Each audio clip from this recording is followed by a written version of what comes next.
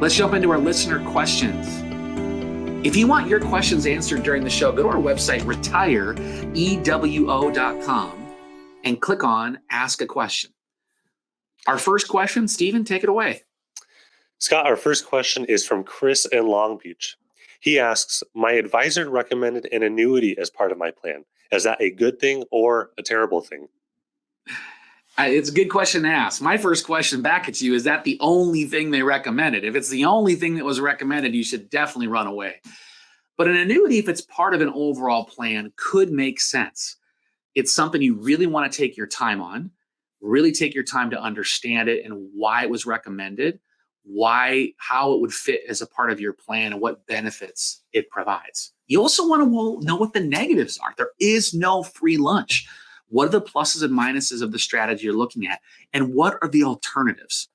With fixed income rates as high as they are, we've actually seen less activity in older, more traditional annuities because of how high you can get in some of these shorter instrument interest rates. That being said, there still can be some benefits of tax deferral. There still can be some benefits of increasing income. There are pluses and minuses to any investment strategy, but I think the most important thing, if an advisor recommended it, ask a lot of questions, take your time, evaluate all the documents associated with it, and make sure you have a full understanding of it. Some clients like annuities, some clients hate annuities. They're not going to be for everybody, but just be absolutely sure you take your time. The other question is, how much is being recommended to put in it? Is it 10%? Is it 20%? Is it 50%? How big of a percentage, and what is the goal of it? I think one of the challenges that I've seen is come across someone where they put all of their money into an annuity. Usually that's challenging because the negative with these annuities is the lack of liquidity often. So you really got to understand how it fits into your overall picture and that it fits your individual situation. Our next question is from Paul and Tustin. Paul asks, does a $33 trillion debt make you concerned about the solvency of Social Security?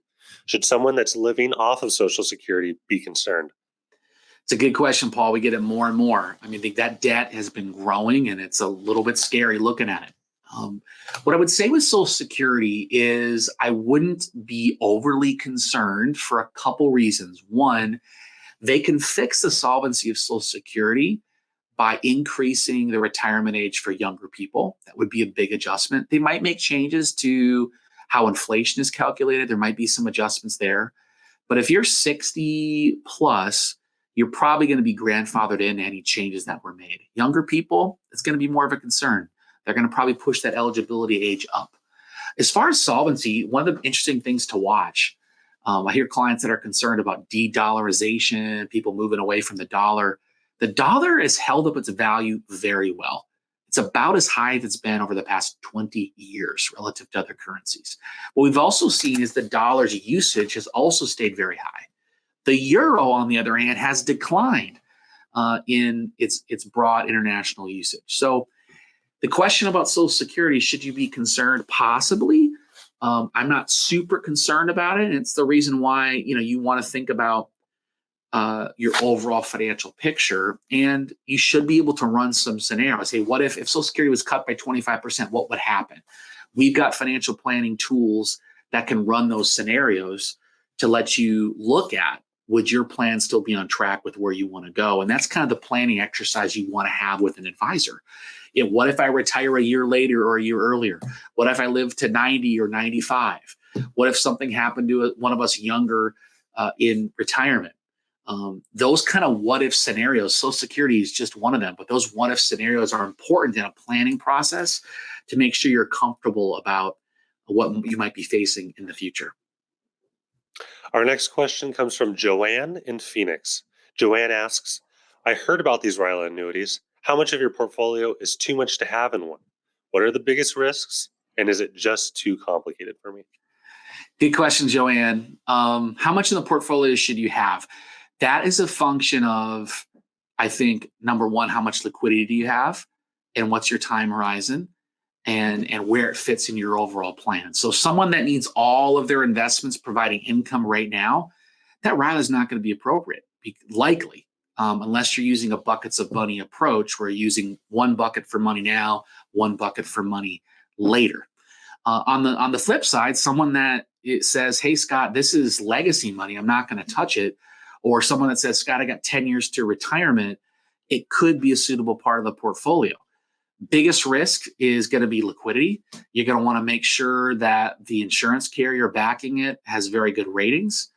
Those are two of the biggest. But what I like about it is it takes a client that might have a slightly lower risk tolerance, that might more naturally be inclined to be in a 70-30 or a 60-40 stock to bond portfolio, and allows you more upside potential with some of these indexes while still giving you a buffer of protection. So I like that. Is it too complicated for me? Oh, that's a tough question. If it's complicated, man, take your time. Number one piece of advice, take your time. Don't rush into anything. Have multiple meetings to look at it. Google some stuff online. Take some time to evaluate your options. At the end of the day, if it's too complicated, if you don't understand it, I wouldn't do it. Or if you're going to do it with a smaller portion so that you get more comfortable watching how that investment works over time. Hope that helps, Joanne. All right, next question I have actually came in for Stephen. This one's coming from Corey in Anaheim. I'm a 63-year-old teacher, and I was offered extra money to leave next year from the school district. I want to take it, but I still love teaching and don't want to retire for a couple more years. Should I take it?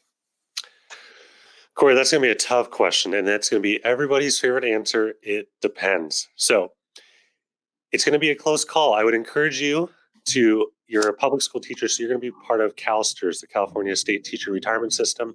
I would encourage you to set up a meeting with them. They'll be able to give you an official estimate of what your pension amount should be in a couple of different scenarios. The end of the current school year, one more school year, two more school years, whatever time frame you have in mind, they should be able to run a pretty accurate estimate.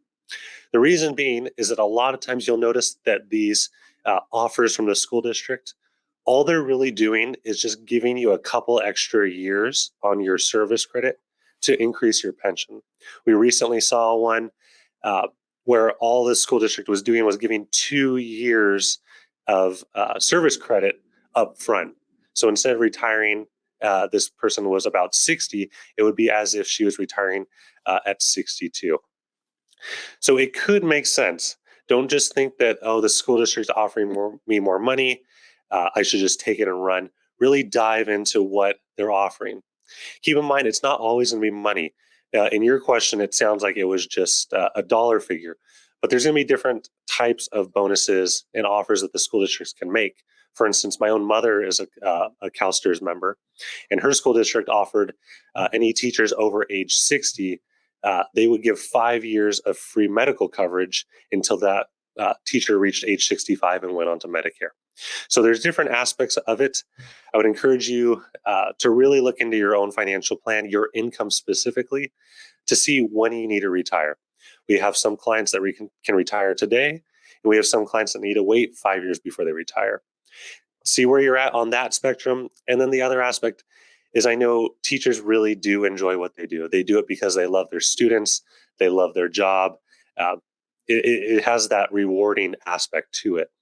So don't let money only be your motivator. Money is obviously a big component of it. You need to make sure your finances are in order.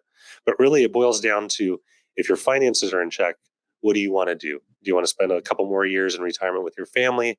Do you want to take a substitute teacher role? Do you want to take on an aide in a classroom role? There's other ways you can work part-time and stay in the classroom, but retire. So I hope that helps, Corey. And if you have any more questions, feel free to reach on out. Stephen, great answer. Just as a reminder to our listeners, if you are a CalSTRS, CalPERS, government pension employee, it's one of areas of specialty on the team, one of Stephen's areas of focus. And so if you have questions like that about CalSTRS, CalPERS, any of those types of benefits, definitely reach out to us and our team, click on our listener questions, or set up a one-on-one to talk more. Awesome. And our final question comes from Chuck in Los Angeles. Chuck asks, I'm scared and just want to put everything in cash where I can earn 4 to 5%. Why not just do that and avoid the headaches and worry and risk? Chuck, that is a super legitimate question, and we get it more and more with the craziness that's happening in the world. If you want to get more conservative, that is a viable option if it fits in your overall plan. I would caution against emotional reactions and responses, though, right? Are we getting more conservative because of what's going on in Israel? Is that the reason? Because the market hasn't really negatively responded. There's always going to be a reason to not be investing. And yet the market 75% of the time is going higher. That being said, it is legitimate to say, hey, interest rates are higher. I'm a conservative investor. I'd rather lock in some higher rates. And there may be strategies to do that. CDs may be one of them. Longer term bonds may be one of them. Fixed annuities may be one of them. You want to evaluate all your different options, maybe an enhanced yield strategy, all different things to evaluate. But it's important that it doesn't have to be all one or all the other. You don't have to pull everything out and throw it into cash. You could pull a portion, maybe 10%, maybe 25%, maybe 30%, maybe enough to cover your expenses for the next few years for the market to come back. There are other risks to consider. The only risk is not just a declining market. There is other risks to think about. What is the risk of inflation if we stay conservative? What is the risk of inflation? What if I go into a one-year CD and then the economy declines and the rates go back down to 1% again? Now my reinvestment risk is very low. I made 4 or 5% for a year. Now I'm only making 1%. There's a risk there. So there's all kinds of different risks. What if inflation runs hot? Where are things going to go? So it is an option to get more conservative, but it really should be part of an overall picture of where you want to go. Will that conservative strategy still get you what you need from an income perspective? Are there ways that you could reduce your risk, still take on some risk, but maybe squeeze out a better yield? Maybe have something tied to inflation where you could get some increases. It's a bigger question, Chuck, I think you need to evaluate. And where we've seen people get into trouble is they make a knee-jerk response. Oh, I'm emotional. I'm scared. This person got elected. That person got elected. I'm going to stay out of the market for the next 5 years. And they miss a huge opportunity in the market. They don't keep up with inflation, and their standard of living might be negatively impacted. So as much as I want to say it's an easy answer, it's just not, Chuck. Got to dig in a little bit further. And maybe the right answer is to take a measured approach, right? Maybe put 10 or 20% more conservative, have a little extra dry powder so you have that comfortability, but also you're not sacrificing your long-term viability of your financial plan.